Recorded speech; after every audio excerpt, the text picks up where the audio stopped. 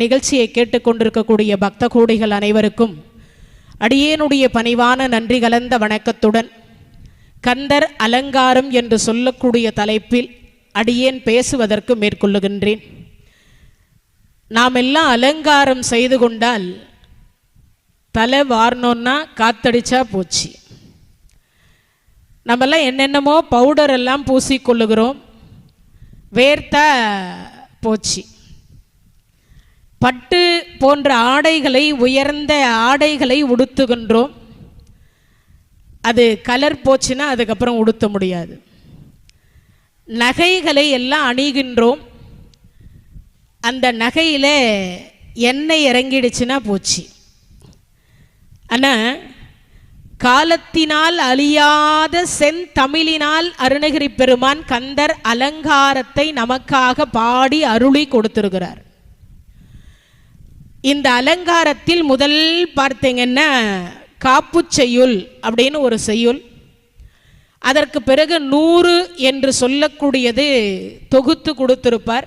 அதற்கு பிறகு ஒரு 6 பாடல், மொத்தம் பார்த்தீங்கன்னா 107 பாடல், 108 பாடல். 7 கீழே தொங்குவது போன்ற மாலையில் கீழே 7 தொங்கக்கூடிய மலர் போல மொத்தம் நமக்கு 108 பாடலை அருளி கொடுத்திருக்கின்றார் இந்த கந்தர் அலங்காரத்தில். அதில் முதல் பாடலாக அடல் அருணை திரு கோபுரத்து அந்த வாயிலுக்கு வடே வருகின்ற சென்று கண்டு கொண்டேன் வருவார் தலையில் தடபடவென படு குட்டுடன் சக்கரை மொக்கிய கை கடதட கும்ப களிற்று கிளைய களிற்றினையே.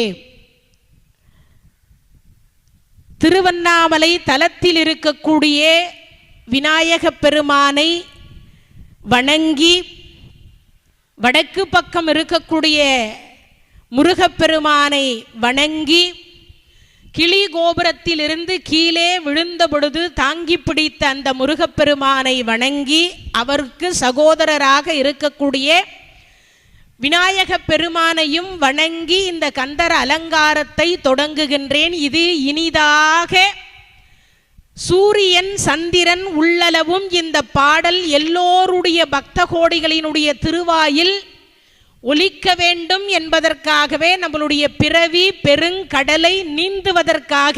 என்ன எல்லாராலையும் திருப்புகழ் பாட முடியுமான்னா முடியாது. ஏன்னா கொஞ்சம்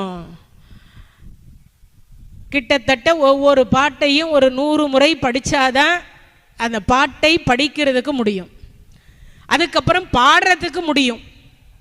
அப்போ யோசித்து பாருங்க, இப்போ எல்லாருக்கும் இந்த திரைத்துறையில் வந்ததுனால முத்தை தரு ஈஸியாக எல்லாருடைய செவிகளிலும் கேட்டு கேட்டு கேள்வி ஞானத்தின் மூலியமாக முத்தை தருவத்தி திருநகையத்தி கிரைசத்தி சரவண முத்தி குருவித்து குருபரையன ஓதும் சீக்கிரம் வந்துடும். ஆனால் அதே மற்ற திருப்புகள் எல்லாம் வருமானு கேட்டால் வராது. கொஞ்சம் கவனம் வைத்து பிரித்து பிரித்து பதம் பிரித்து படித்தால் வரும். ஆனால் கந்தர் அலங்காரம் அப்படி இல்லை. முதல் பாடலில் சொல்கிறார், பேற்றை தவம் சற்றும் இல்லாத என்னை பிரபஞ்சம் என்னும் சேற்றை கழிய வழிவிட்டவா செஞ்சடாவி மேல் ஆற்றை பணியை இதழியை அம்புலியின் கீற்றை புனைந்த பெருமான் குமாரன் கிருபாகரனே. முதல் பாடல் ஈஸியாக படிக்கலாம், எல்லாரும் படிக்கலாம். இந்த கந்தர் அலங்காரத்தில் ஒரே ஒரு பாட்டு தெரிஞ்சா யமங்கிட்ட சண்டை போடலாமா, வாதாடலாமா? அப்போ யோசிச்சு பாருங்க, நம்மெல்லாம் அந்த கந்தர் அலங்காரத்தினுடைய பாடல்கள் எத்தனை பாடல் நம்ம எல்லாம் பாடணும், தெரிந்து வைத்து கொள்ளணும், சொல்லணும்ன்றதையும் தெரிஞ்சுக்கணும். அப்போ ஒரு கவியாவது நமக்கு இந்த ஒரு செய்யுளாவது தெரிஞ்சு வச்சுக்கணுமா? அவர் சொல்றார் முதல் பாடல்ல, பேற்றை தவம் சற்றும் இல்லாத என்னை. நாம் எல்லாம் திருச்செந்தூர் தலத்திற்கு வந்து இந்த முருகப்பெருமானை வணங்குவதற்கு ஏதாவது ஒரு ஜென்மத்தில் புண்ணியம் பண்ணியிருக்கணுமா? சரி, நாம் பண்ணலை, யார் பண்ணியிருப்பா? அருணகிரி பெருமானே சொல்றார், எழுகடல் மணலை அளவிடின் அதிகம் எனதிடர் பிறவி அவதாரம்ன்றார். எழுகடல் மணலை அளவிடின் அதிகம் எனது இடர் பிறவி அவதாரம்னர். ஒரு கடல் மணலை எடுத்து எண்ணி பார்த்து 7ஆல பெருக்கணுமா. யோசித்து பாருங்க. அப்போ அத்தனை பிறவி இருக்கான். ஒரு கடல் மணலை எடுத்து எண்ணி பார்க்கறதுக்கு பிறவி போதுமான்னு யோசிங்க. அந்த மணலை எண்ணி பார்க்க முடியுமா? சரி, ஜேசிபி வச்சியே அளந்து கூட பார்க்கலான்னு வச்சுப்போம். இல்லை எதையாவது வச்சு ஒரு கருவியை வைத்து அளந்து பார்க்கலான்னாலும் முடியுமா? முடியாது. அப்போ அத்தனை பிறவி இருக்கின்றதா மனிதர்களுக்கு. அப்போ அத்தனை பிறவியிலும் ஒவ்வொரு பிறவியிலும் இங்கு சொல்லுகிற பொழுது சொல்றார், பேற்றை தவம் சற்றும் இல்லாத என்னை. அப்போ நாம் எல்லாம் என்ன தவம் பண்ணிட்டோம்? திருச்செந்தூர் முருகப்பெருமானை வணங்குவதற்கு ஏதோ ஒரு ஜென்மத்தில் ஏதோ ஒரு புண்ணியம் செய்திருக்கின்றோம். அதனால இந்த ஜென்மத்தில் செந்திலாண்டவனை நம்மால் வணங்க முடிகின்றது. முருகனே செந்தில் முதல்வனே மாயோன் மருகனே ஈசன் மகனே ஒருகை முகன் தம்பியே நின்னுடைய தண்டைக்கால் எப்பொழுதும் நம்பியே கை தொழுவேன் நான். அவனை தொழுதால் வினை அருந்து போகும்ன்றார். அதற்கு பிறகு சொல்லுகிற பொழுது தவம். தவம்னா ஏதோ காட்டுக்கு போய் உடம்பை சூடாக்கி மேல் நாக்கு வழியாக அமுதத்தை எடுத்து உள்நாக்கு வழியாக சாப்பிட்றதுக்கு பேர் மட்டும்தான் தவம்னு கிடையாது. தவம்னா என்னது? இந்த கலியுகத்தில் நாமம் சொல்லுவது தவம். என்ன நாமம் சொல்லலாம்? பிடிச்ச நாமம் எதுவாக இருந்தாலும் சொல்லலாம். உங்களுக்கு எந்த கடவுளுடைய நாமம் பிடிக்கின்றதோ அந்த கடவுளுடைய நாமத்தை சொல்லிக்கொண்டே இருக்கலாம். என்ன நிறைய பேர் சொல்லுவாங்க, பெருமாள் கொடுப்பாரா, சிவபெருமான் கொடுப்பாரா, முருகப்பெருமான் கொடுப்பாரா. இப்போ புதுசாக வேற ஒரு அம்மா கிளம்பி இருக்கிறாங்க, வாராகின்னு. எல்லா கோயில்லையும் வாராகி சிலையை பிரதிஷ்டை பண்ணிட்டாங்க இப்போது பெரும்பாலும். அதுக்கப்புறம் பார்த்தீங்கன்னா ஒரு காலத்தில் விளக்கேற்றுவதற்கே நம்ம பெண்கள் எல்லாம் கொஞ்சம் வெள்ளிக்கிழமை செவ்வாய்க்கிழமை அந்த மாதிரி இருந்தாங்க. இப்போ நிறைய கொடுக்குறாரா முருகப்பெருமான உடனே சஷ்டி செவ்வாய்க்கிழமை, அதுக்கப்புறம் பார்த்தீங்கன்னா கிருத்திகை, அது செவ்வாய் ஓரை, அதெல்லாம் வெற்றிலையில் விளக்கேற்ற ஆரம்பிச்சிட்டாங்க. இது ஒரு அதாவது சொல்லுவாங்கல்ல, காலத்தில் ஒவ்வொரு காலத்துக்கு ஒவ்வொரு வழிபாடுன்னு, அது மாதிரி இப்பெல்லாம் மாறி போச்சு. அதை இங்கே சொல்லுகிற பொழுது சொல்றார், பேற்றை தவம் சற்றும் இல்லாத என்னை. அப்போ தவத்தளவே ஆகுமாம் தான் பெற்ற செல்வம். நம்மெல்லாம் தவம் எது தவம்? கோயிலுக்கு வந்து இறை நாமத்தை சொல்லி இறைவனை வழிபாடு செய்வது, இறைவனுடைய ஆலயத்தை வலம் வருவது, இறை அடியார்களுக்கு முடிந்த வரைக்கும் தொண்டு செய்வது, கோயிலை சுத்தம் செய்வது. எதுவுமே முடியலனாலும் பரோபகாரம் இதம் சரீரம், முடிஞ்சா 4 பேருக்கு நன்மை செய், இல்லைன்னா ஒருத்தருக்கும் தீங்கு பண்ணாம இருப்பது. முடிஞ்சா ஒருத்தருக்கும் தீங்கு பண்ணாமல் இருப்பது. ஏன்னா அந்த கலியுகத்தில் அதுதான் ரொம்ப விசேஷமா, அதுதான் ரொம்ப ரொம்ப பிரதானமாக சொல்லப்படுகிறது. பகவான் கீதையில் சொன்ன வார்த்தை அந்த வார்த்தை. அதனால அப்பேற்பட்ட ஒரு சிறப்பு வந்து இங்க சொல்றார், பேற்றை தவம் சற்றும் இல்லாத என்னை பிரபஞ்சம் என்னும். பிரபஞ்சம்னா என்னது? இந்த உலகம். இந்த உலகத்தில் சேறு பூசின்னு இருக்கோமா, நம்ம எல்லாம் அந்த உடம்பெல்லாம் சேறு பூசின்னு இருக்கோம். என்ன சேறு? பிறந்தும் இறந்தும் பிறந்தும் இறந்தும் மாறி மாறி. கொஞ்ச நேரத்துக்கு முன்னாடி நம்ம கோமதி திருநாவுக்கரசு சொன்னாங்க, பிறப்பது பெரிய விஷயம் இல்லை, பிறந்திருந்தாலும் கூட இறை நாமத்தை சொல்லுவது பெரிய சிறப்பு. முடிந்த வரைக்கும் இறை நாமத்தை சொல்லுங்கள் அப்படின்னு சொன்னாங்க. அது மாதிரி இங்கு சொல்லுகிற பொழுது சொல்றார், பிரபஞ்சம் என்னும் சேறு பூசிக்கொண்டிருக்கிறோம். அது என்ன சேறு? பிறந்தும் இறந்தும். என்ன, சில பேர் வந்து கண்டதே காட்சி, கொண்டதே கோலம், சாப்பிட்றது, டிவி பார்க்கறது, தூங்குறது, இதை மட்டுமே வேலையாக வச்சுருக்காங்க. சாப்பிட்றது, தூங்கிறது, அதுக்கப்புறம் அந்த 10 மணிக்கு ஆரம்பித்தாங்கன்னா இரவு 12 மணி வரைக்கும் அந்த டிவி பார்ப்பது, இதுவே வாழ்க்கையாக சில பேர் வச்சுருக்காங்க. அப்போது அவங்கெல்லாம் என்ன செய்வாங்கன்னா, அருணகிரி பெருமான் சொன்னார் இல்லையா, எழுகடல் மணலை அளவிடின் அதிகம் எனதிடர் பிறவி அவதாரம். ஒரு கடல் மணலை எடுத்து எண்ணி பார்த்து 7ஆல பெருக்கணும்னு சொன்னாரே, அவ்வளவு பிறவிகள். அவ்வளவு பிறவி எடுத்தாலும் இவர்களுக்கெல்லாம் முக்தி கிடைக்குமான்னா கிடைக்காதான். சரி, அவர்களுக்கு தான் கிடைக்காது, அவர்கள் சந்ததிக்காவது கிடைக்குமான்னா கிடைக்காதான். அதை தான் இங்கே சொல்றார், பேற்றை தவம் சற்றும் இல்லாத என்னை பிரபஞ்சம் என்னும் சேற்றை கழிய வழிவிட்டவா. அதுக்காக என்ன வச்சுருக்காரா சிவபெருமான் தலையில் 6 வைத்திருக்கின்றார். எதற்காக? நம்மளுடைய பிறவி புழுக்கத்தை போக்குவதற்காக 6 வைத்து கொண்டிருக்கின்றார். என்ன 6? சாதாரணமாக காவேரியோ பிரம்மபுத்திராவோ வைத்து கொண்டல, கங்கையை வைத்து கொண்டிருக்கிறார். அப்ப அந்த கங்கை யாருடைய புனிதமான அந்த புனிதமான நதி என்பது சிவபெருமானுடைய திருமுடியில் இருந்து நமக்கு உற்பத்தியாகி கிடைத்திருக்கிறது. அந்த கங்கையில குளிச்சா பாவம் போகும், அந்த கங்கையில குளிச்சா பிறவி போகும். அது மாதிரி அப்பேற்பட்ட கங்கையை வைத்து கொண்டிருக்கக்கூடியவருடைய மகன் முருகப்பெருமான்.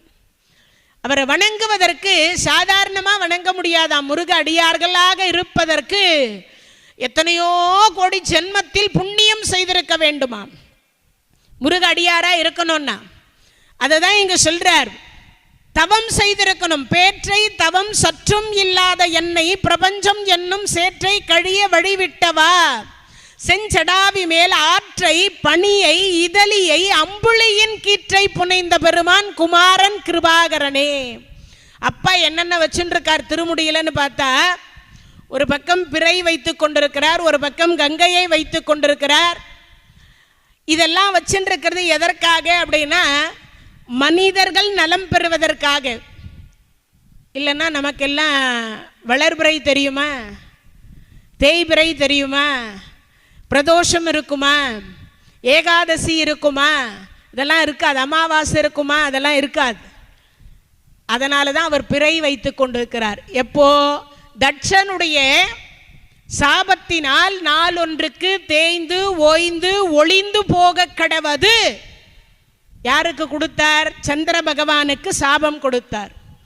நாளுக்கும் தேயவே ஆரம்பிச்சு கடைசியிலே தேய்பிறையிலே 3ஆம் பிறை போல இருக்கக்கூடிய சந்திர பகவான் சிவனோடு ஒக்கும் தெய்வம் தேடினும் இல்லை, அவனோடு ஒப்பர் இங்கு யாவரும் இல்லை, புவனம் கடந்து பொன்னொலி மின்னும் தவன சடைமுடி தாமரையானே. சிவபெருமானுக்கு ஈடு இணையான வேறு தெய்வமே கிடையாது. உடனே கேட்டுறாதீங்க முருகப்பெருமான் இல்லையான்னு. சிவன் வேறு முருகன் வேறல்ல, இருவரும் ஒருவரே. 5 முக சிவனாக இருக்கக்கூடியவர் 6 முகமாக வந்தார். 5 முகமாக இருக்கக்கூடியவர் 6 முகமாக வந்தார். ஏன்னா 5 முகம் எல்லாருக்கும் தெரியும். 6வதாக சிவபெருமானுக்கு ஒரு முகம் இருக்கு. அது ஞானிகளுக்கு மட்டுமே தெரியக்கூடியது. அது அதோ முகம் என்று சொல்லுவார்கள். அந்த முகத்தோடு எளியவருக்கும் காட்சி கொடுக்க வேண்டும் என்று இறங்கி வந்தாராம் முருகப்பெருமானாக சிவபெருமான். அப்ப யோசித்து பாருங்க, அப்பேற்பட்ட சிவபெருமான் இங்கு சொல்றார் ஆற்றை வைத்துக் கொண்டிருக்கிறார் பிறவியை போக்குவதற்கு. சரி, ஏன் சந்திரனை வைத்திருக்கிறார்? நமக்கெல்லாம் வளர்பிறை கிடைக்காம போயிருக்கும், இல்லைன்னா தேய்பிறையோட நின்று போயிருக்கும். அது மட்டும் இல்லை, சந்திர பகவான் என்று ஒருவர் இருக்கிறாரே என்பதே மறந்து போயிருப்போம். அதுக்கு கருணை பண்ணவர் யாரு? சிவபெருமான். இந்த தேய்பிறை மாமனார் சாபத்தினால தேஞ்சிட்டார். நேரா போனார். என்ன மேடம் மாமனார் சாபத்தினால் தேஞ்சிட்டாருன்னு சொல்றீங்க, ஆனால் விளக்கமே தெரியலையே. தட்சனுக்கு தவம் செய்தான். சிவபெருமானை வேண்டி 1000 வருஷம் தவம் பண்ணான். பிரம்மதேவருடைய குமாரர். உலகத்தில் சிறந்த கடவுள் யாருன்னு கேட்டார். சிவபெருமான்னு பிரம்மதேவர் சொன்னார். தட்சனுக்கு 1000 ஆண்டு காலம் தவம் செய்தார். சிவபெருமான் காட்சி கொடுத்தார். அப்பா என்ன வேணும்னார்? என் பேரில் ஒரு உலகம் வேண்டும். நாமெல்லாம் கடவுளை பார்த்தா என்ன கேட்டிருப்போம்? கல்யாணம் ஆகலைன்னா கல்யாணம் கேட்போம், வேலை கிடைக்கலன்னா வேலை கேட்போம், காதலிச்சிருந்தோன்னா காதலியே மனைவியாக வரணும்னு கேட்போம், காதலனே கணவனாக வரணும்னு கேட்போம். அதுக்கப்புறம் வேறு என்ன கேட்போம்? சொந்த வீடு வேணும், ஒரு காரு வேணும். குழந்தை பிறந்தா உடனே அந்த குழந்தை நல்லா படிக்கணும், என்ஜினியர் படிக்கணும், டாக்டர் படிக்கணும், 1 லட்ச ரூபாய் சம்பளம் வாங்கணும், அவனுக்கு ஒரு கல்யாணம் ஆகணும், அந்த குழந்தைக்கு ஒரு குழந்தை பிறக்கணும். இப்படி தான் நம்மளுடைய எல்லாருடைய கனவுகளும் இதில் தான் போயின்னு இருக்கும். ஆனால் இந்த தட்சன் கேட்குறான் சிவபெருமானை பார்த்து, என் பேரில் ஒரு உலகம் வேண்டும். சரி, கொடுத்துட்டேன். அடுத்து என்ன வேணும்? சுவாமி, உங்கள் பக்கத்தில் இருக்கக்கூடிய மனைவி உமாதேவியார் எனக்கு மகளாக நீங்க மருமகனாக வரணும். சரி கொடுத்தேன்னார். முதல்ல ஒரு பெண்ணை பார்த்து திருமணம் செய்து கொண்டார். கல்யாணம் ஆன உடனே பார்த்தீங்கன்னா 1000 புதல்வர்களை பெற்றெடுத்தார். என்ன தொழில் செய்யறதுப்பான்னு கேட்டாங்க பிள்ளைங்க தட்சணை பார்த்து. ஒரே பிரசவத்தில் 1000 குழந்தை. இப்போல்லாம் சொல்கிறோம்ல 4 குழந்தை பிறந்திருக்கு, 2 குழந்தை பிறந்திருக்கு அப்படின்னு சொல்கிறோமே, அதில் ஒரே பிரசவத்தில் 1000 குழந்தை. இந்த 1000 பேரும் என்ன வேலைன்னு கேட்ட உடனே உங்கள் பாட்டன் தொழிலை கேட்டு வாங்கிட்டு வாங்கன்ட்டார். அதனால் பாட்டன் தொழிலை கேட்க போயிட்டாங்க. இந்த வழியில் நாரதர் கலகம் நன்மையில் முடியும்னு சொல்லுவாங்க. நாரத மகரிஷி கேட்குறார், பிள்ளைகளே எங்கே போகிறீங்க? எங்கள் அப்பா தட்சன் பாட்டன் பிரம்மதேவர் படைக்கிற தொழிலை கேட்டு வரும்படி சொல்லி இருக்கிறார். சரி, இங்கிருந்து எல்லாரும் போனாங்க. நாரத மகரிஷி சொல்கிறார், ஏண்டாப்பா சிவபெருமான் கருணாமூர்த்தி, முக்தி தரக்கூடிய கடவுள். அவர்கிட்ட போய் சுவாமி கற்பக விருட்சத்தினிடத்தில் போய் கண்ணாடி துண்டை கேட்கலாமா? கேட்டதெல்லாம் கொடுக்குமா கற்பக விருட்சம். காமதேனுகிட்ட போய் காடி நீரை கேட்கலாமா? கற்பக விருட்சத்தின் இடத்துல போய் கண்ணாடி துண்டை கேட்கலாமா? முகம் பார்க்குற கண்ணாடி கேட்டு என்ன பிரயோஜனம்? அதே மாதிரி காமதேனு அறுசுவை உணவை தரவல்லது. அதுகிட்ட போய் நம்ம அரிசி கழுவன தண்ணியை கேட்கலாமா? சிவபெருமான் முக்தி தரக்கூடிய கடவுள், முக்தி கேளுங்கன்னார். 1000 பிள்ளைகளும் 1000 வருஷம் தவம் பண்ணாங்க, முக்தியை கேட்டாங்க. சிவபெருமான் வந்தவர் கூடவே கூட்டிட்டு போயிட்டார். 2வது ஒரு 1000 பிள்ளைகள், அவர்களும் முக்தி அடைஞ்சுட்டாங்க. இப்போ தட்சன் பார்க்குறான், ஆண் பிள்ளை பெற்றால் தானே இந்த பிரச்சனை, பெண் பிள்ளையை பெறுவோம். பெண் பிள்ளையை பெறுத்துகிறார். 5 பெண் பிள்ளை பெற்றாலே அரசனும் ஆண்டி. இவர் 50 பெண் பிள்ளை பெற்றார். அந்த 50ல் காசிவருக்கு 13 பெண் பிள்ளைகளை கொடுத்தார். அதனால தான் அருணகிரி பெருமான் சொல்வார், காசினியில் பிறவாதே காலநடத்தில் அணுகாதேம்பார் திருப்புகழ்ல. காசியில் பிறந்தா ஒரு பிரயோஜனமும் இல்லை. காசினின்னு இன்னொரு அர்த்தம். இந்த உலகத்திற்கு காசினின்னு ஒரு பேர் உண்டு. இந்த உலகத்தில் பிறந்தா ஒரு பிரயோஜனம் இல்லை. ஏன்னா ஆசை கடலில் அகப்பட்டு அருளற்ற அந்தகன் கைக்கு மாறி மாறி மாறி போயிட்டே இருக்கணும். அப்போ பிறந்தால் நமக்கு ஒரு பிரயோஜனமும் இல்லைன்ட்டார். அபிராமி பட்டர் சொல்றார், ஆசை கடலில் அகப்பட்டு அருளற்ற அந்தகன் கை பாசத்தில் அல்லல் பட அப்படின்னார். அது மாதிரி பிறந்தா ஒரு பிரயோஜனம் இல்லை. முக்தி அடைந்தால் பிரயோஜனம். என்ன சிவபெருமான் பக்கத்திலேயே இருக்கலாம், சொர்க்கத்தில் இருந்தால் நாராயணர் பக்கத்திலேயே இருக்கலாம், கந்தலோகத்தில் இருந்தால் முருகப்பெருமான் பக்கத்திலேயே இருக்கலாம். அந்த பாக்கியம் எல்லாருக்கும் கிடைக்குமானா முக்தி அடையக்கூடியவர்களுக்கு மட்டும் கிடைக்கும். அதனால முக்தி அடைஞ்சு இவங்க 2 பேரும் போனதனால 2000 பேர் போனதற்கு பிறகு 50 பெண் பிள்ளைகளை பெற்று 13 பெண் பிள்ளைகளை கொடுத்தார். அதுதான் இன்னைக்கு திதி. 13 திதி. அதில் 2 சேர்த்துக்கணும். ஒன்று பௌர்ணமி, இன்னொன்று அமாவாசை. சேர்த்திங்கன்னா 15. இது சேரும் எப்போயுமே. அந்த 13 திதி பெண்கள் யாரான்னா காசிபருடைய மனைவிமார்கள். அதுக்கடுத்து பார்த்தீங்கன்னா 10 பெண் பிள்ளைகளை யமதர்மராஜாவுக்கு கொடுத்தார். அவங்க இதில் முதல் மனைவியினுடைய பெயர் தான் ஐயோ ஐயோ. இன்னைக்கு முக்காவாசி காலில் கல் இடித்தாலும் சரி, நம்ம பாத்திரம் தவறி விழுந்தாலும் சரி, வயிற்று வலி வந்தாலும் சரி, தலைவலி வந்தாலும் சரி, ஐயோ வயிறு வலிக்குதேன்னு சொல்லுவோமே தவிர முருகா வயிறு வலிக்குதேன்னு சொல்றதில்லை. யமதர்மராஜாவினுடைய முதல் மனைவியினுடைய பெயர் ஐயோ. மறந்து கூட இந்த வார்த்தையை சொல்லக்கூடாதான். மறந்து கூட இந்த வார்த்தையை சொல்லக்கூடாது. அமங்கலமான வார்த்தை. அதில் முதல் வார்த்தை எதுடான்னா ஐயோ ஐயோ. அந்த அம்மா பேரை யமதர்மராஜாவே சொன்னது கிடையாதான். ஏன்னா யமனுக்கே யமன் அனுப்புவான்னு சொல்லுவாங்க. இப்போ 10 பெண் பிள்ளைகள் கொடுத்துட்டார். 23 பேர் போயாச்சு. 27 பேர் அவங்க தான் 27 நட்சத்திரங்கள், அஸ்வினி முதல் ரேவதி வரை. இந்த 27 பேரும் பௌர்ணமி நிலவை பார்த்து ரொம்ப அழகா இருக்காளே இந்த சந்திர பகவான் அப்படின்னு இந்த பெண்கள் நினைச்சாங்க.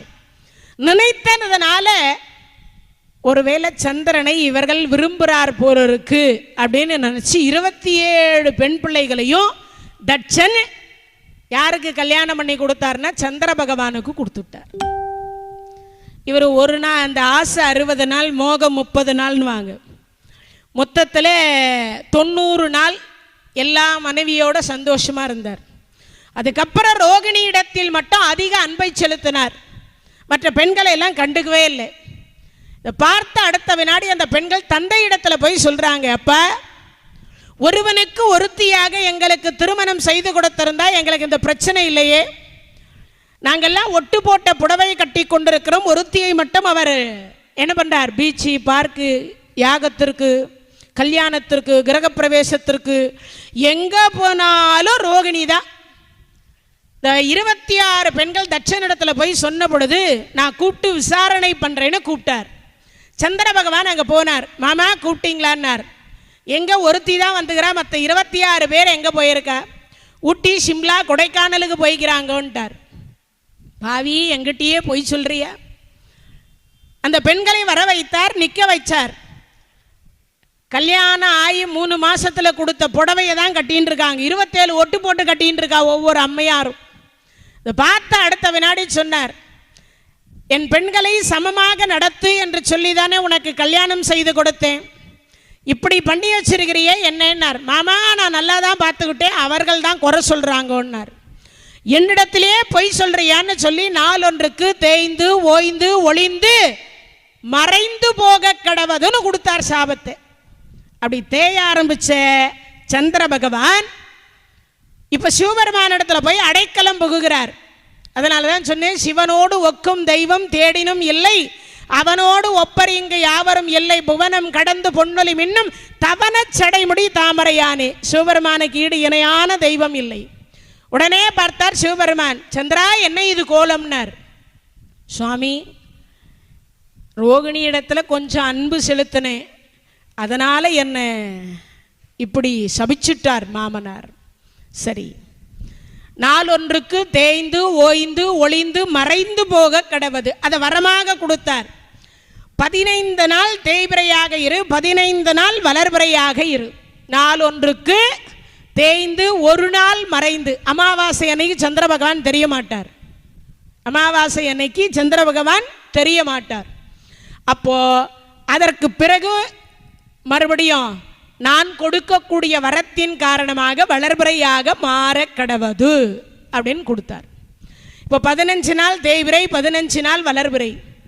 இப்போ சந்திர பகவானுக்கு ஒரு சந்தேகம், சுவாமி, அமாவாசை அன்னைக்கு மறைஞ்சிருக்கிற அன்னைக்கு எங்கள் மாமனார் என்னை போட்டு தள்ளிட்டா என்ன பண்ணுறது, கொன்று விட்டால் என்ன செய்வது? அன்னைக்கே இருந்திருக்கு பாருங்க. அப்போ தான் சொன்னார், நான் இருக்கின்ற வரைக்கும் நீ இருப்பாய், என்னை வணங்கக்கூடியவர்கள் உன்னையும் வணங்கட்டும்.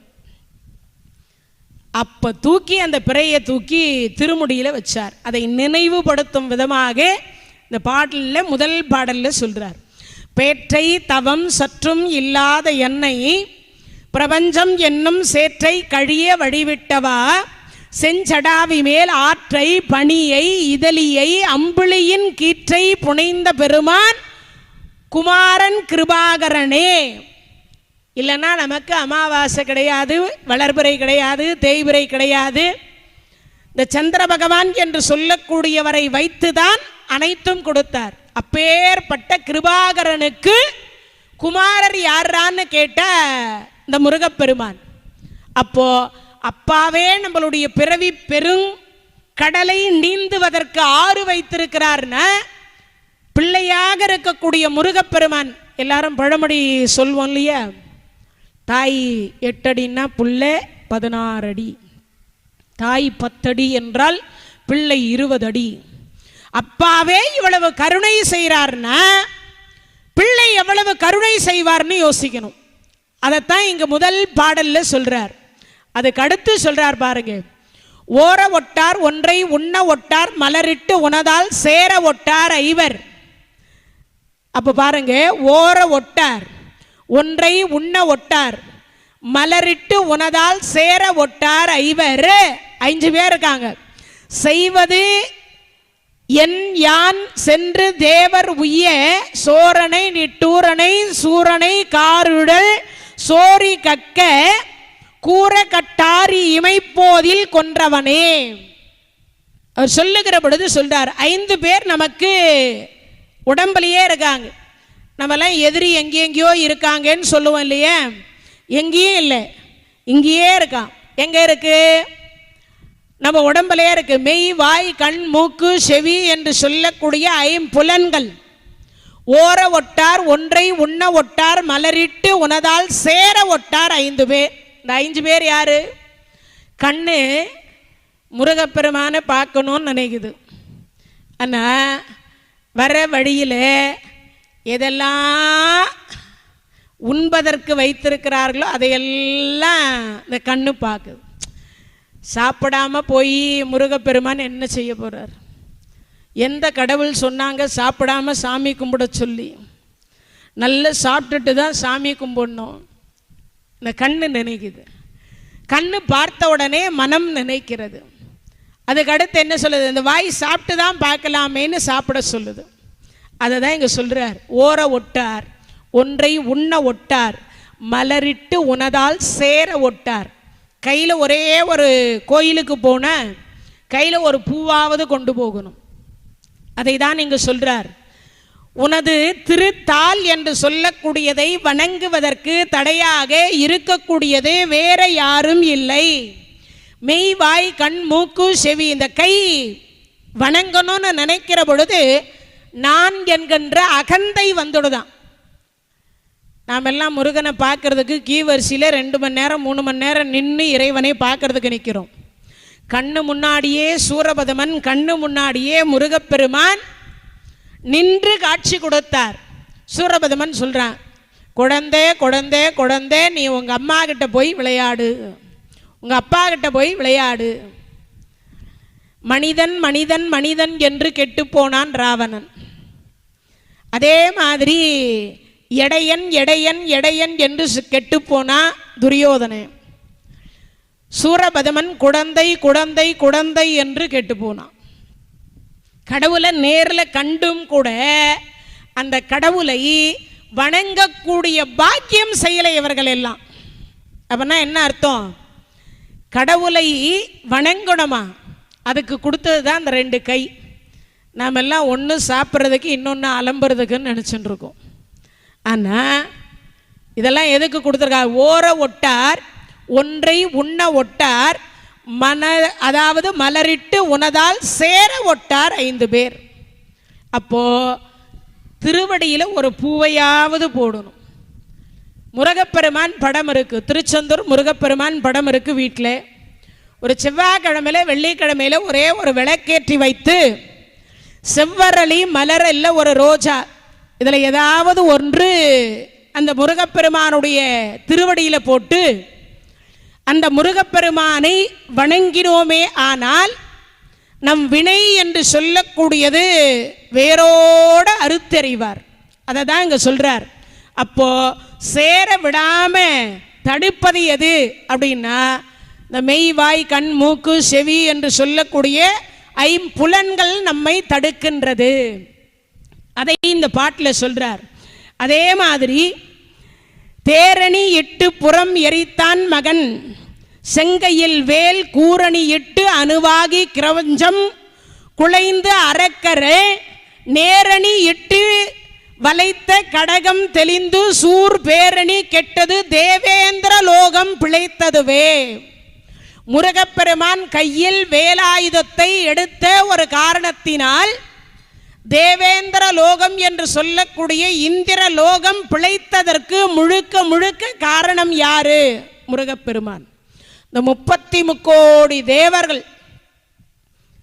பிழைத்ததற்கு என்னடா காரணம்னா முழுக்க முழுக்க முழுக்க முழுக்க முருகப்பெருமான்.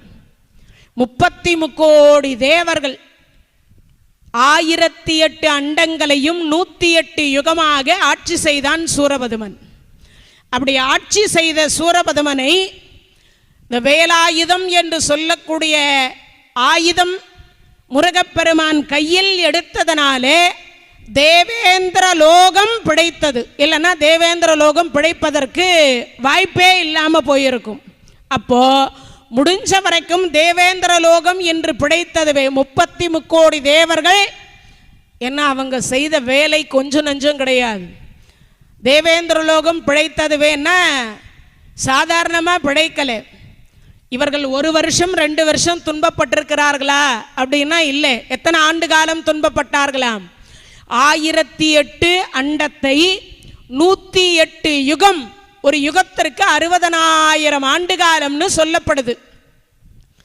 60 லட்சம் ஆண்டு காலத்துக்கு மேலே துன்பப்பட்டிருக்கிறாங்க. அப்போ அவ்வளவு துன்பத்தை இவர்கள் அனுபவித்த காரணத்தினால், சாதாரண துன்பம் நினைக்கிறீங்களா? அதுவும் கிடையாது. இந்திரனுக்கு வேலை என்ன தெரியுமா? தினமும் கடலுக்கு போய் இறைவனை பூஜிக்கக்கூடிய மலர்களை சுமக்கக்கூடியவன் இந்திரன். 33 கோடி தேவர்களுக்கு தலைவன். தங்க தாமரை வைத்து தினமும் இறைவனை பூஜிக்கக்கூடியவன்.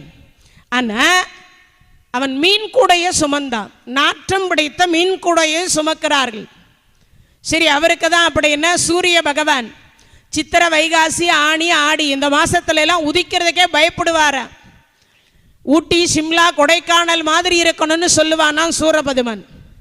சந்திர பகவான் முழு பௌர்ணமியாக இருந்தவர் தேய்பிறை வளர்பிறையாக இருந்ததனால பௌர்ணமி நிலவு அன்றைய தினத்தில் மட்டும் சூரபதுமன் முன்னாடி போய் கை கட்டி நிற்பார். அவர்கள் பிள்ளைகளுக்கு பால் மாதிரி கையில் தூக்கி கொடுப்பானா சூரபதுமன். பிள்ளைகளே இந்தாங்க, இந்த சந்திர பகவானை வச்சு நீங்க ஃபுட்பால் விளையாடுங்கோம்பாரு. அவ யோசித்து பாருங்க சந்திர பகவானுடைய நிலை என்னன்னு. யமதர்மராஜாவுக்கு வேலை என்ன தெரியுமா? 1 மணி அடித்தா 1 மணி அடிக்கணும், 2 மணி அடித்தா 2 மணி அடிக்கணும், 3 மணி அடித்தா 3 மணி அடிக்கணும். காலம் காட்டக்கூடிய மணி அடிக்கக்கூடிய வேலையை செய்தான் யமதர்மராஜா. அதே மாதிரி ஒவ்வொருத்தருக்கும் ஒரு வேலை கொடுத்தா. பிரம்மாவுக்கு என்ன வேலை? வீடு வீடா போய் பேப்பர் படித்து பஞ்சாங்கம் பார்த்து சொல்லணும்.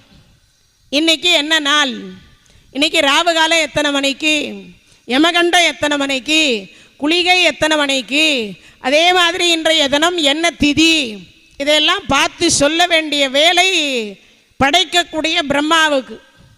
இதை விட இன்னொரு படி மேலே போய் நாராயணருக்கு என்ன வேலை, வரம் கொடுக்கக்கூடிய வரதராஜருக்கு என்ன வேலைன்னா வீடு விடா போய் சார் வரம் வேணுமா, சார் வரம் வேணுமா, சாயங்காலத்துக்கு வாய்யா, சார் வரம் வேணுமா, நாளைக்கு வாய்யா.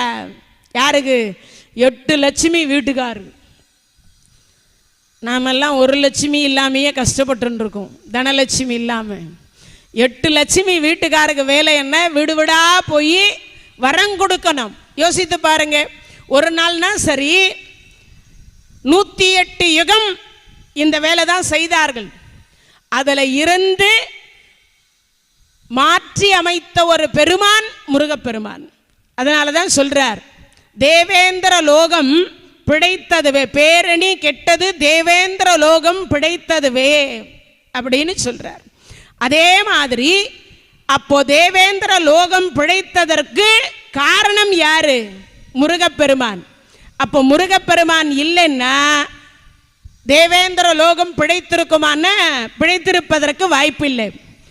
தாவடி ஓட்டும் மயிலும் தேவர் தலையிலும் என் பாவடி ஏட்டிலும் பற்றதன்றோ படி மா வழிபாள் மூவடி கேட்டு அன்று மூதண்டே கூட முகடு முட்டே சேவடி நீட்டும் பெருமான் மருகன் சிற்றடியே.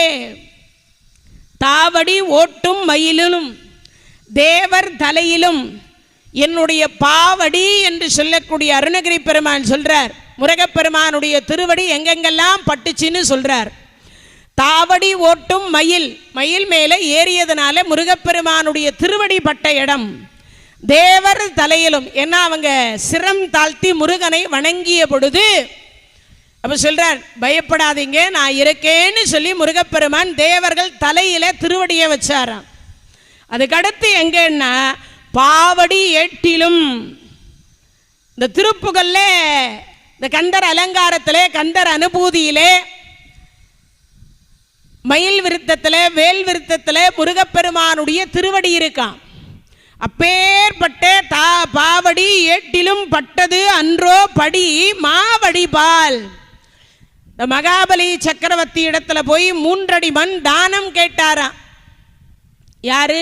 திருமாலாக இருக்கக்கூடிய பெருமாள். அதை இங்க நினைவுபடுத்தும் விதமாக அருணகிரி பெருமானை போன்று சைவத்தையும் வைணவத்தையும் ஒன்றுபடுத்தியவர்கள் உலகத்தில் வேற யாருமே இருக்க முடியாது. ஏன்னா ஒரு காலத்தில் அருணகிரி பெருமான் வாழ்ந்த காலத்தில் சைவம் வைணவம் இரண்டும் பிரிஞ்சிருந்துதான். அதனால தான் எல்லா பாட்டிலையும் கடைசியாக முடிக்கிற பொழுது திருப்புகள் அனைத்துமே பெருமாளே பெருமாளே பெருமாளேன்னு வரும். அதுக்கு என்ன அர்த்தம்னா, பெருமாளையும் நாராயணரையும் நம்ம பக்கம் இழுக்கணுன்ற ஒரு காரணம். இதே கந்தர் அலங்காரத்தில் சொல்லியிருப்பார், மாலோன் மருகனை மன்றாடி மைந்தனை வானவர்க்கு மேலான தெய்வத்தை மேதினியில் சேலார் வயல் பொழில் செங்கோடனை சென்று கண்டு தொல 4000 கண் படைத்தலனே அந்த நான்முகனே. மாலோன் மருகனை மன்றாடி மைந்தனை வானவர்க்கு மேலான தெய்வத்தை மேதினியில் சேலார் வயல் பொழில் செங்கோடனை, திருச்செங்கோட்டில் இருக்கக்கூடிய முருகப்பெருமானை பார்ப்பதற்கு இந்த பிரம்மா 2 கண்ணு வச்சிருக்கானே, 4000 கண் படைத்தலனே அந்த நான்முகனேம்பார். ஏன் இதை சொல்றாருன்னா, நாராயணருக்கு மாப்பிள்ளைன்னு சொல்றார். சைவத்தையும் வைணவத்தையும் ஒன்று சேர்க்கிறார். இங்க சொல்லுகிற பொழுது சொல்றார், படி மா வழிபால். இந்த மகாபலி சக்கரவர்த்தி ரொம்ப ரொம்ப விசேஷமான ஒரு சக்கரவர்த்தி. அது மட்டும் இல்லை, சைவத்திற்கும் வைணவத்திற்கும் ஒரு வித்தியாசம் இருக்கு. சைவத்தில் ஆக்கம் உண்டு, அழித்தல் கிடையாது. ராமபெருமான் ராவணனை அழித்தார். அதே மாதிரி பகவான் எம்பெருமான் கம்சனை அழித்தார், சிசுபாலனை அழித்தார். அதே மாதிரி கௌரவர்கள் என்று சொல்லக்கூடிய துரியோதனாதியர்களை அழிப்பதற்கு காரணகர்த்தாவாக இருந்தார், பார்த்தனுக்கு சாரதியாக இருந்தார்.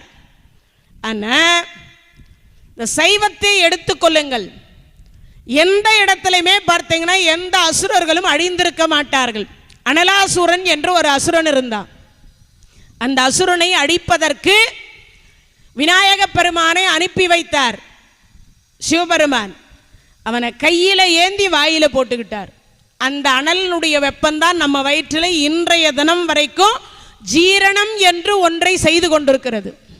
அவனும் இன்னைக்கு வரைக்கும் இருக்கான் நம்ம உடம்புல, அவனுக்கு அழிவே கிடையாது.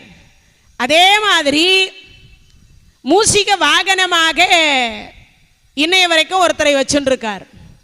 அதே மாதிரி முருகப்பெருமானை எதிர்த்து யுத்தம் செய்த சூரபதமன் சேவலாகவும் மயிலாகவும் இருக்கின்றான். அதே மாதிரி சிங்கமுகா சூரன் அம்பாளுக்கு சிம்ம வாகனமாக இருக்கின்றான். தாரகாசூரன் ஐராவதம் என்கின்ற யானையாக இருக்கின்றான். ஐயனாருக்கு, ஐயப்பனுக்கும் யானை வாகனம் என்று சொல்லக்கூடியதாக இருக்கின்றார். முருகப்பெருமானுக்கும் யானை வாகனம் என்று ஒன்று இருக்கின்றது. அப்போ இவர்கள் யாருமே அழியாமல் இருக்கிறார்கள். அதனால இங்கு சொல்லுகிற பொழுது சொல்றார், இந்த மகாபலி சக்கரவர்த்தி இடத்துல போய் எவ்வளவு பெரிய விஷயம் பாருங்க, ஒரு வரியில சொல்லி முடிச்சிட்டார். மிகப்பெரிய புராணம். அந்த புராணத்தை ஒரே வரியில சொல்றார். தாவடி ஓட்டும் மயிலிலும் தேவர் தலையிலும் என் பாவடி ஏட்டிலும் பற்றது அன்றோ படி மா வழிபால் மூவடி கேட்ட. 3 அடி கேட்டார். யாரு? நாராயணர். இந்த மகாபலி சக்கரவர்த்தின்னு சொல்லக்கூடியவர் இன்னைய வரைக்கும் அழியவில்லை. அதனால தான் அழியாதவரை தூக்கி இங்க போட்டார். ஏன்னா இன்னைக்கும் மகாபலி சக்கரவர்த்தி இந்த ஓணம் பண்டிகை என்று சொல்லக்கூடிய பண்டிகை கொண்டாடக்கூடிய அன்றைய தினத்தில் வாட்ச்மேனாக இருக்கின்றாரா நாராயணர். அவர் கொடைபிடிக்க ஒரு நாள் ஓணம் பண்டிகை அன்றைய தினத்தில் கேரளாவில் இன்றைய தினம் வரைக்கும் மகாபலி சக்கரவர்த்திக்கு கொடை பிடிச்சிட்டு நாராயணர் வருவார். அந்த மகாபலி சக்கரவர்த்தியை மட்டும் அழிக்கலை. அதனால தான் அருணகிரி பெருமான் இங்கே அவரை போடுறார். அந்த ஏன் மகாபலி சக்கரவர்த்தி அழியாமல் இருக்கிறார், அதுக்கு மெயின் காரணம் யாருன்னா நம்ம சிவபெருமான். முன் ஜென்மத்தில் சிவாலயத்தில் அவர் எலியாய் இருந்தார். சிவன் கோயிலில் ஒரு எலி ஒரு பூனை. இந்த பூனை சொல்லுது, என்னைக்காவது நீ எனக்கு சாப்பாடாவ. இந்த எலி சொல்லுது, இந்த சிவபெருமான் இருக்கின்ற வரைக்கும் நீ என்னை சாப்பிட முடியாது. இப்படியே சொல்லிட்டு ஒவ்வொரு நாளும் தப்பிச்சு சிவபெருமானுக்கு அடியில் ஒரு பொந்து இருக்கும், அந்த பொந்துக்குள்ளே போய் இந்த எலி மறைஞ்சுக்கும். இந்த பூனை ஏமாந்து போகும். அன்றைய தினம் சிவராத்திரி, சமீபத்தில் தான் சிவராத்திரி முடிஞ்சது. அன்றைய தினம் சிவராத்திரி எல்லா பக்தர்களும் பார்த்தீங்கன்னா இந்த எண்ணெயை ஊற்றி விளக்கேற்றி வைத்திருக்கிறார்கள். இல்லக விளக்கது இருள் கெடுப்பது, சொல்லக விளக்கது ஜோதி உள்ளது, பல்லக விளக்கது பலரும் காண்பது, நல்லக விளக்கது நமச்சிவாயவே. அப்பேற்பட்ட சிவாலயத்தில் அணையும் தருவாயில் இருக்கின்றது திரி. அந்த திரியை சற்று இந்த வலம் வந்துட்டு இருக்கு. பூனை துரத்தி கொண்டிருக்கிறது. எங்க நம்மளை பிடிச்சி சாப்பிட்டுடுமோன்ற எண்ணத்தில் பயந்து நடுங்கி போய் எலி ஓடிட்டு இருக்கு. இத்தனை நாள் நம்மை காப்பாற்றியவர் சிவபெருமான் ஆயிற்றே, அவருடைய ஆலயம் இருளில் மூழ்கிவிடக் கூடாதுன்னு பூனை பிடிச்சி நம்மை தின்று விட்டாலும் பரவாயில்லை, கொன்று விட்டாலும் பரவாயில்லைன்னு அணையும் தருவாயில் இருந்த அந்த திரியை கொஞ்சம் அப்படி தூண்டி விட்டது. இந்த பூனை வந்து பிடிச்சிக்கிச்சு, சாப்பிட்டுட்டது. அன்றோடு ஆயுள் முடிஞ்சு போச்சு அந்த எலிக்கு. சிவபெருமான் பார்த்தார், என்னை நம்பி இருந்த ஜீவன், எல்லா ஜீவனுக்கும் அம்மை அப்பர். அவர் பார்த்தார், என்னை நம்பி இருந்த ஜீவன் ஆயிற்ற, இந்த ஜீவனை அழிக்கலாமா? அதுவும் என் கண்ணு முன்னாடியே இந்த ஜீவன் எனக்காக, என்னுடைய கோயில் இருண்டு போகக்கூடாதே என்பதற்காக இந்த ஜீவன் இறந்து விட்டதேன்னு நினைத்து அவர் சொன்னார், நீ 3 உலகத்துக்கு சக்கரவர்த்தியா இருப்போ. அவர் தான் வேற யாரும் இல்லை, மகாபலி சக்கரவர்த்தி. சிவன் கோயில் ஆலயத்தில் அணையும் தருவாயில் இருந்த திரியை தூண்டிவிட்டதின் பலனாக இறைவன் கொடுத்த வரப்பிரசாதம். 3 உலகத்திற்கு சக்கரவர்த்தியாரு, சிரஞ்சீவியாயிரு, உன்னை யாரும் அழிக்க முடியாது. அவரிடத்துல போய் இவர் கேட்டார், 3 அடி மண்ணு கொடுன்னு. அதை இங்க நினைவுபடுத்தும் விதமாக சொல்றார். முதல் அடி பூமியை இழந்தார், 2வது அடி ஆகாயத்தை இழந்தார், 3வது அடி அவன் பக்தன், அவன் அடிச்சொல்ல தலைமையில வச்சு பாதாள உலகத்தில் வைத்து விட்டார். மகாபலி சக்கரவர்த்திக்கு மட்டும் அழிவு கிடையாது, இன்னைக்கு வரைக்கும் அவர் உயிரோடு இருக்கார். பாதாள உலகத்தில் நாராயணர் வாட்ச்மேனா இருக்கார். அதனால தான் இந்த இடத்தில் நினைவுபடுத்தும் விதமாக அருணகிரி பெருமான் இந்த பாட்டில் அதை போடுறார். அப்பேற்பட்ட நாராயணருக்கு மாப்பிள்ளைன்றார்.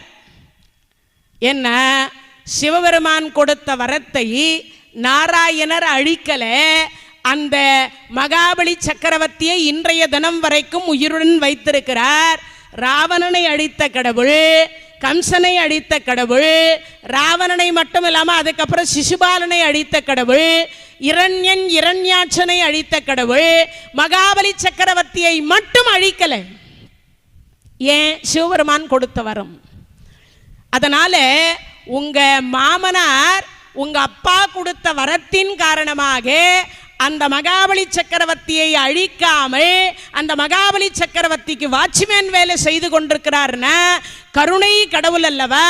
அப்போ அப்பாவே இவ்வளவு கருணை பண்ணியிருக்கார். மாமனாராக இருக்கக்கூடிய தாய் மாமன் நாராயணர் இல்லையா, அவரும் அவ்வளவு கருணை பண்ணியிருக்கார். முருகா, என்னுடைய பாவடி 7 அப்படின்னு சொல்லக்கூடிய ஏட்டில் பட்டதன்றோ. உங்க யாரு? நாராயணர் மகாபலி சக்கரவர்த்தியினுடைய தலையில திருவடியை வச்சார். ஆனா நான் எழுதக்கூடிய பா ஏட்டில் என்று சொல்லக்கூடிய ஏட்டில் நீ திருவடி வைக்கிறாய். உன் கருணையை நான் என்னன்னு சொல்றது? அருணகிரி பெருமான் சொல்றார். அதனாலதான் தாவடி ஓட்டும் மயிலிலும் தேவர் தலையிலும் என் பாவடி ஏட்டிலும் பட்டதன்றோ. படி மா வழிபால் மூவடி கேட்டு அன்று மூதண்டே கூட முகடு முட்டே சேவடி நீட்டும் பெருமான் மருகன் சிற்றடியேன்னார். அப்பேற்பட்ட ஒரு சிற்றடி யாருது? இந்த முருகப்பெருமானுடைய சிற்றடி. அவர் இந்த திருவடியை அப்படி கெட்டியா பிடிச்சிக்கணுமா. ஏன்னா நம்ம பழமொழியே சொல்லுவோம், அடி உதவுவது போல அண்ணன் தம்பி கூட உதவ மாட்டாங்க. ஆனால் அது என்ன அடின்னா, நிறைய பேர் நம்ம அடிக்கிறதுன்னு நினச்சின்னு இருக்கோம். ஆனால் அதெல்லாம் அர்த்தம் என்னதான்? திருவடி. அதனால தான் மாணிக்க வாசக பெருமான் திருவடியை திருப்பி திருப்பி திருப்பி சொல்லியிருப்பார். எங்க? ஈசனடி போற்றி, எந்தையடி போற்றி, நேசனடி போற்றி, சிவன் சேவடி போற்றி, நேயத்தேன் என்ற நிபலனடி போற்றி, மாய பிறப்பருக்கும் மன்னன் அடி போற்றி, சீரார் பெருந்துரை நம் தேவன் அடி போற்றி திருப்பி திருப்பி சொல்லியிருப்பார். அதுக்கு என்ன காரணம்ன்றீங்க? இந்த திருவடியை நீ கெட்டியா பிடிச்சிக்கிட்டீங்கன்னா அந்த திருவடி உதவுவது போல பெற்ற தாய் தன்னை மக மறந்தாலும், பிள்ளையை பெறும் தாய் மறந்தாலும், உற்ற தேகத்தை உயிர் மறந்தாலும், உயிரை மேவிய உடல் மறந்தாலும், கற்ற நெஞ்சகம் கலை மறந்தாலும், கண்கள் நின்று இமைப்பது மறந்தாலும், நற்றவத்துரு உள்ளிருந்தோங்கும் நமச்சிவாயத்தை நான் மறவேனே. எல்லாரும் வீடு வரை உறவு, வீதி வரை மனைவி, காடு வரை பிள்ளை, கடைசி வரைக்கும் ஒருத்தரும் வரமாட்டார். ஆனால் சிவபெருமான் வருவார். எங்க? எல்லா சுடுகாட்டிலையும் பார்த்தீங்கன்னா சுடலை ஆண்டி என்கின்ற நாமத்தோடு சிவபெருமான் இருப்பார். எல்லா சுடுகாட்டிலையும் என் குழந்தை பயந்தரக்கூடாதேன்னு நினச்சி அங்கே சுடுகாட்டிலே சுடலை ஆண்டி. இன்றைக்கும் இந்த நம்ம திருநெல்வேலி, திருச்செந்தூர், அதுக்கப்புறம் மதுரை இந்த பக்கம் இருக்கக்கூடியவங்களுக்கு நிறைய பேருக்கு சுடலை ஆண்டி என்கின்ற பேர் வச்சுருப்பாங்க, சுடலைன்னு பேர் வச்சுருப்பாங்க. அதுக்கு என்ன காரணம்? சிவபெருமானுடைய பேர் தான் அந்த பேர். அப்போது அப்பேற்பட்ட ஒரு பெருமானுடைய குமாரர் யாரு? இந்த முருகப்பெருமான். அதை தான் சொல்றார். அப்போ அந்த திருவடியை கெட்டியா பிடிச்சிக்கணும்ன்றார். அடுத்து சொல்றார் பாருங்க, வையர் கதிர் வடிவேலோனை வாழ்த்தி வரிஞர்க்கு என்றும் நொய்யில் பிளவல வேணும் பகிர்மிங்கள் நுங்கட்கு இங்கன் வையருக்கு ஒதுங்கும் உதவா உடம்பின் வெறுநிழல் போல் கையில் பொருளும் உதவாது காணும் கடைவலிக்கே. பட்டினத்தார் சொல்வார், காதற்ற ஊசியும் வாராது கான் கடைவலிக்கே. காது அருந்து போன ஊசி கூட 9 கோடி ரூபாய் சொத்தை தூக்கி தெருவில் போட்டு போனே பட்டினத்தார் சொல்வார், வாளால் மகவு அறிந்து ஊட்டவல்லேன் அல்லேன், மாது சொன்ன சூலால் இளமை துறக்க வல்லேன் அல்லேன், பக்தி செய்து நாளாரில் கண்ணெடுத்து அப்பவல்லேன் அல்லேன், இனி நான் சென்று ஆளாவது எப்படியோ திருக்காலத்தி அப்பருக்கே அப்படின்னு சொல்வார். பக்தி செய்யறதுல பல வகை இருக்கு. அந்த பக்தியிலே எல்லாரும் பட்டினத்தார் 9 கோடி ரூபாய் சொத்து தூக்கி தெருவில் போட்டு போயிட்டாங்கன்னு சொல்றாங்க. ஆனா அதெல்லாம் சாதாரணம்ன்றார். அவர் சொல்லும்போது சொன்னார், ஒரு பெத்த பிள்ளைய அரிஞ்சி சமைச்சு ஒரு அடியார் கேட்டார்னு கொடுத்தார் சிறுதொண்ட நாயனார். கல்யாணம் ஆகி 3வது நாளே மனைவி சொன்னா, திருநீலகண்டத்தின் மீது ஆணை எம்மை தீண்டுவராயின் அப்படின்னா. 18 வயசுலிருந்து 80 வயசு வரைக்கும் ஒரே பாயில படுத்து உறங்கி கொண்டிருந்த திருநீலகண்ட நாயனார் தன் மனைவியை தீண்டவில்லை. பக்தினா இப்படி இல்லை இருக்கணும் பக்தி. அடுத்து சொல்றார், பக்தி செய்து நாளாரில் கண்ணெடுத்து அப்பவல்லேன் அல்லேன். தின்னனார் என்கின்ற பெயரோடு பன்றி கரியை படைத்து தன் கண்ணையே இறைவனுக்காக தானம் கொடுத்தான் 6 நாள்ல. பக்தின்னா இதல்லவா பக்தி? நான் என்னையா சம்பாதிச்ச 9 கோடி ரூபாய் சொத்தை தானே தூக்கி தெருவில் போட்டேன். யார் சொல்றது? பட்டினத்தார் சொல்றார். அது மாதிரி இங்க சொல்றார், வையர் கதிர் வடிவேலோனை வாழ்த்தி. ஒரு தானம் செய்தா முருகான்னு சொல்லி வலது கை கொடுப்பது இடது கைக்கு தெரியக்கூடாது. கர்ணன் அப்படிதான் தானம் செய்தான். ஆனால் இப்பெல்லாம் அதுக்கு அர்த்தத்தையே நம்ம வேற மாதிரி புரிஞ்சு வச்சுட்டு இருக்கோம். தனக்கு மிஞ்சியது தான் தானமும் தர்மமும். நம்மளே சம்பாரிச்சு சம்பாரிச்சு சம்பாரிச்சு சம்பாரிச்சு நிறைய பேர் 7 தலைமுறைக்கு இல்லை 70 தலைமுறைக்கு சேர்த்து வச்சுட்டு இருக்கா. ஐயா இங்கே போடுற வழக்கம் இல்லை போ அப்படிதான் சொல்லின்னு இருக்கோம் நிறைய பேர். அப்போனா என்ன பண்ணணுமா? முருகப்பெருமானுடைய நாமத்தை சொல்லி வையர் கதிர் வடிவோலோனை வாழ்த்தி வரிஞர்க்கு என்றும் நொய்யில் பிளவல வேணும். இந்த அரிசியை 4 உடைச்சா நொய்யாகும். அந்த நொய்யில பிளவல வேணும் பகிர்மெங்கள் அப்படின்றார். அப்படின்னா என்ன அர்த்தம்? அந்த அரிசியை 4 உடைச்சா நொய்யாகுது. அந்த நொய்யிலே சிறிதளவாவது எறும்பு புற்றுக்காவது போடுங்கோன்றார். திருமூலர் ஒரு பாட்டில் சொல்வார், யாவர்க்குமாம் இறைவனுக்கு ஒரு பச்சிலை, யாவர்க்குமாம் பசிவிற்கு ஒரு வாய்வுரை, யாவர்க்குமாம் உண்ணும் போது ஒரு கைப்பிடி, யாவர்க்குமாம் பேசுகிற பொழுது இன்னுரை தானேம்பார். யாவர்க்குமாம் இறைவனுக்கு ஒரு பச்சிலை. எல்லா கடவுளுக்கும் தெரியும் ஆனால் நம்ம முருகப்பெருமானுக்கும் பிள்ளையாருக்கு மட்டும் இலை என்னன்னு தெரியாது நிறைய பேர். முருகப்பெருமானுக்கு பச்சை சாற்றுதல் என்கின்ற ஒரு வழிபாடு இருக்குது. அதில் இந்த தவனமும் மறிக்கொழுந்தும் மட்டும் சாத்துவாங்க. முருகப்பெருமானுக்கு அந்த வாசனை உள்ள இலை, அதனால் அர்ச்சனை பண்ணால் முருகப்பெருமான் அவ்வளவு சந்தோஷப்படுவார். அதே மாதிரி பிள்ளையாருக்கு வன்னிய இலை, அந்த வன்னிய இலையை ஒரு இனுக்கு அப்படி மேலே வச்சுட்டா பிள்ளையாருக்கு அவ்வளவு சந்தோஷம். மரத்தில் அரச மரம், ஆண்மரம், பெண்மரம், வேப்ப மரம், அர்த்தநாரீஸ்வர மரம் என்று சொல்லக்கூடிய சிவன் பாதி காளி பாதி, அதுதான் வன்னிய மரம். அந்த மரத்தில் இருக்கக்கூடிய ஒரு இனுக்கு இலையை எடுத்து வச்சுட்டா வன்னிய மரத்து பிள்ளையாருக்கு இரட்டிப்பு பலன். வன்னிய மரத்து பிள்ளையாரை வணங்கினா 2 மடங்கு பலன் கிடைக்கும். அதே மாதிரி சிவ பார்வதி பிள்ளையார் 3 பேருடைய ஆசீர்வாதம் கிடைக்கும். அது மாதிரி இங்கு சொல்லுகிற பொழுது இறைவனுக்கு ஒரு இலை, யாவர்க்குமாம் இறைவனுக்கு ஒரு பச்சிலை, யாவர்க்குமாம் பசுவிற்கு ஒரு வாய்வுரை. ஒரு கட்டு அகத்திக்கரையை வாங்கி பசுமாட்டுக்கு கொடுக்கணும் முடிஞ்ச வரைக்கும். அது அமாவாசையில் தான் கொடுக்கணுமா? எப்போ வேணாலும் கொடுக்கலாம். இறந்தவர்களுக்கு திதி கொடுக்க முடியாதவர்கள் ஒரு கட்ட அமாவாசை அன்றைய தினத்தில் ஒரு கட்ட அகத்திக்கரையை பசுமாட்டுக்கு வாங்கி கொடுக்கணும். திதி கொடுத்த புண்ணியம் ஒரு 1000 பேருக்கு சாப்பாடு போட்ட புண்ணியம் வந்துடும். அது மாதிரி இங்கே சொல்லுகிற பொழுது சொல்றார், வையிர் கதிர் வடிவேலோனை வாழ்த்தி வரிஞர்க்கு என்றும் நொய்யில் பிளவள வேணும் பகிர்மிங்கள் நுங்கட்கு இங்கன் வெயிற்கு ஒதுங்கும் உதவா வெறும் உடம்பின் நிழல் போல் கையில் பொருளும் உதவாது காணும் கடைவலிக்கே. இந்த சில பெண்கள் சில ஆண்கள் எவ்வளவு சொத்து வச்சுருக்கீங்கன்னா, ஒரு சில பேட்டி எடுக்கிறப்ப சொல்கிறாங்க, 5000 புடவை வச்சுருக்கேன்றா ஒரு அம்மா, கட்டாததே. ஆனால் யாருக்காவது கொடுப்பியான்னா கொடுக்க மாட்டேன்றா. பிறந்த பொழுது கொண்டு வந்தது ஒன்றும் கிடையாது, கொண்டு போகிறதும் ஒன்றும் கிடையாது. இந்த இடை நடுவே தான் இந்த செல்வங்கள் எல்லாமே. அரை நான் கயிறு என்று சொல்லக்கூடிய இடுப்பில் இருக்கக்கூடிய அண்ணா கயிறுன்னு சொல்லுவோமே, அந்த அரை நான் கயிறை கூட வெட்டியா அங்கேருந்து கட் பண்ணி எடுத்துடுவார். நம்ம மேலே போட போகிறது 1 கோடி, ஒன்று பிறந்த கோடி இல்லைன்னா புகுந்த கோடி, இதை தவிர வேற ஒன்றும் கொண்டு போக மாட்டோம். மனிதர்களுடைய மானம் காப்பாற்றப்படுவதற்காக அதை போட்டு அனுப்புகிறாங்க, அவ்வளவுதான் விஷயம். ஆனால் தானம் கொடுக்கணுன்றார்.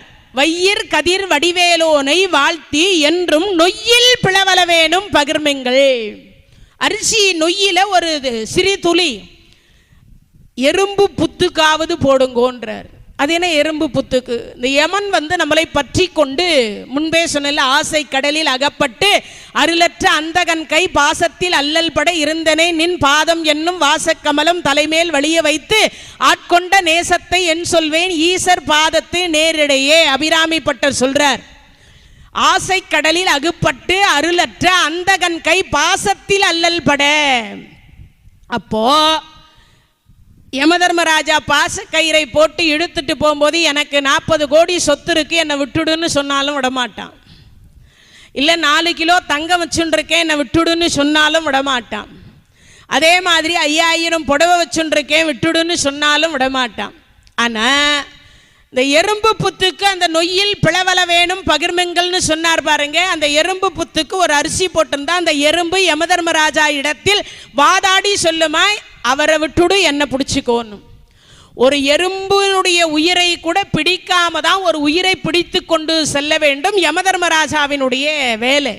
அதனால தான் இங்கே சொல்றார், வையிர் கதிர் வடிவேலோனை வாழ்த்தி என்றும் நொய்யில் பிளவள வேணும் பகிர்மெங்கள் நுங்கட்கு உதவா வெறும் உடம்பின் நிழல் போல் கையில் பொருளும் உதவாது காணும் கடைவலிக்கே. எங்க கடைசி காலத்துக்கு இதெல்லாம் வராது. நாம செய்யக்கூடிய தானமும் தர்மமும் தான் வரும். அதனால தான் தனக்கு மிஞ்சியது தான் தானமும் தர்மமும்னு சொன்னாங்க. நம்ம செய்யக்கூடிய புண்ணிய செயல் தானமும் தர்மமும் நமக்கு மட்டுமே கடைசி காலத்தில் உதவும். அதனால தான் கர்ணன் கடைசியில் அந்த தான தர்மம், அர்ஜுனன் எவ்வளவு பானம் போட்டானும் அவன் மேலே 1000 பூக்களாக விழுந்ததே தவிர பானம் அவன் உடம்பை தொலைக்கல. கடைசியா பகவான் பார்த்தார், நீ பண்ண புண்ணியத்தெல்லாம் எனக்கு கொடுறான்னார். அப்பதான் சொன்னான், யாம் செய் புண்ணியம் அனைத்தும் பெருகேன்னார். சரி உனக்கு இதெல்லாம் கொடுத்துட்டியே, உனக்கு ஏதாவது வரம் வேணுமான்னு கேட்கும் பொழுது கேட்டான் கர்ணன். இல்லை என்று சொல்லி கொண்டு வருகின்றவருக்கு இல்லேன்னு சொல்லாத இதயத்தை கொடு என்று மட்டும்தான் அவன் கேட்டானே தவிர செல்வத்தை கேட்கல. இல்லைன்னு சொல்லாத வார்த்தையை கொடு. அந்த பாட்டினுடைய அர்த்தம் தான் இந்த அர்த்தம். அப்பன்னா முடிஞ்ச வரைக்கும் நாமும் இருக்கின்றதை சில பேருக்காவது பகிர்ந்து கொடுத்து, இல்லாதவர்களுக்கு, கண்ணு தெரியாத, காது கேட்காத, உடல் ஊனமற்றவர்களுக்கு, சம்பாரிச்சு உண்ண முடியாத வயோதிகர் வயதானவர்களுக்கு முடிஞ்ச வரைக்கும் நம்மால ஈன்ற வரைக்கும் கொடுத்து உதவி செய்தோமே ஆனால் முருகப்பெருமான் அவர்களை தேடி வருவார் என்று இந்த பாடலில் சொல்லி இருக்கின்றார். நாளைய தினத்தில் காலை 11 மணிக்கு அடியேனுடைய சொற்பொழிவு இருக்கின்றது. அதே போல இந்த சொற்பொழிவை கேட்டது போலேயே அந்த சொற்பொழிவும் கேட்டு மகிழ்ச்சி பெற வேண்டும் என்று கூறிக்கொண்டு, இவ்வளவு நேரம் இந்த நிகழ்ச்சியை கேட்டுக்கொண்டிருந்த அனைத்து அடியார் பெருமக்களுக்கும் வாழ்நாள் அடைவர் வறுமையுளார் நன்மனை மக்கள் பொன் பூண் ஆள் இடம் புகழ் போதம் பெறுவ பின்மையொன்றும் காணா நின்னாமம் கருதுகின்றோம் ஒற்றை கண்முதல் பார் மானார்வ உற்ற மயிலே வடிவுடை மாணிக்கமே என்று சொல்லி 16 வகையான செல்வமும் பெற்று நோயற்ற வாழ்வும் குறைவற்ற செல்வமும் பெற வேண்டும் என்று சொல்லி வேண்டி பிரார்த்தித்து கொண்டு நன்றி கூறி விடைபெறுகின்றேன். நன்றி, வணக்கம். தென்னாடுடைய சிவனே போற்றி, எந்நாட்டவர்க்கும் இறைவா போற்றி, வெற்றிவேல் முருகனுக்கு அரோகரா.